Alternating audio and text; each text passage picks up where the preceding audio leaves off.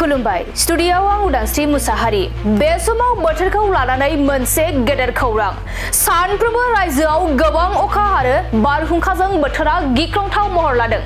मोन 22 जिल्लाफोराव high alert फोसावदों मिरु बोथोर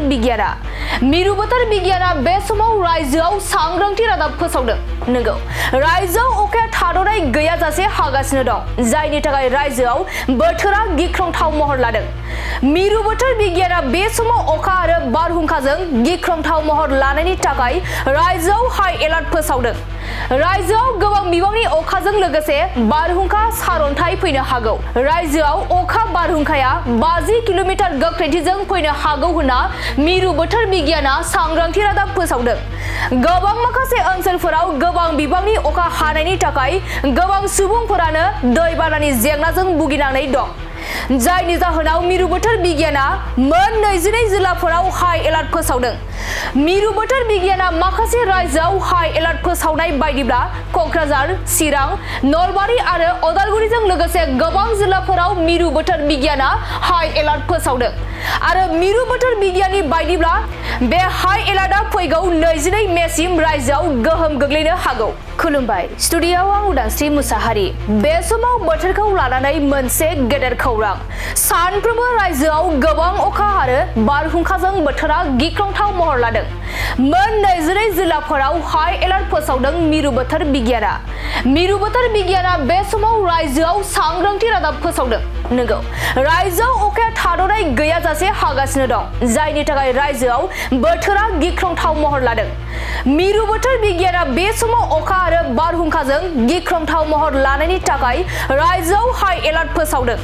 रायजोआव गोबां बिबांनि अखाजों लोगोसे बारहुंखा सारअन्थाइ फैनो हागौ रायजोआव अखा बारहुंखाया 50 किलोमिटार गोख्रैथिजों फैनो हागौ होनना मिरु बोथोर बिगियाना सांग्रांथि रादाब फोसावदों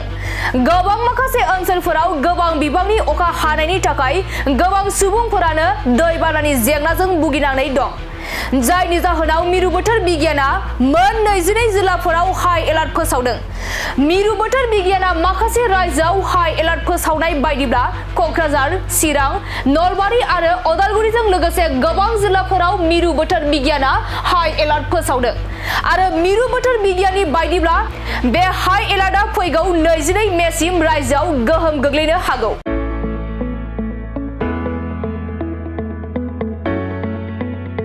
मोनसे गोजोनथाव खौरां बर' सावथुन नायनो मोजां मोनग्रा रायजो राजाफोरनि थाखाय मोनसे गोजोनथाव खौरां खम बेसेननि गेजेरजोंनो नोंथाङा नायनो हागोन बर'नि गासै गोजाम गोदान सावथुनफोरखौ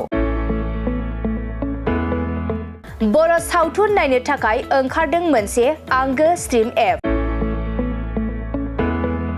बे आंगो स्ट्रिम एपखौ नोंथाङा नोंथांनि मबाइलाव डाउनल'ड खालामनानै खम बेसेनावनो बर'नि गोजाम गोदान गासै सावथुनफोरखौनो नायनो हागोन लोगोसे फैबाय थानाय समावबो बड' वेब सिरिज डकुमेन्ट्रिज बायदिफोरखौबो नोंथाङा बे आंगो स्ट्रिम एपनि गेजेरजोंनो नुनो मोनगोन बेनि अनगायैबो बर' सावथुननि दिहुनगिरिफोराबो बे आंगो स्ट्रिम एपआव गाव गावनि सावथुनखौ आपल'ड होनो थाखाय खौरां लाहरनो हागोन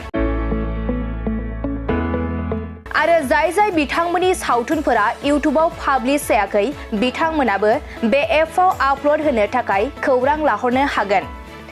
बेनिखायनो बर' सावथुननि दिहुनगिरि बिथांमोनहा गाव गावनि सावथुनखौ बे आंगो स्ट्रिम एपआव आपल'ड होनो गोसो दंब्ला नैबे 7086320938 जानबुं नम्बराव खौरां लाहरनो हागोन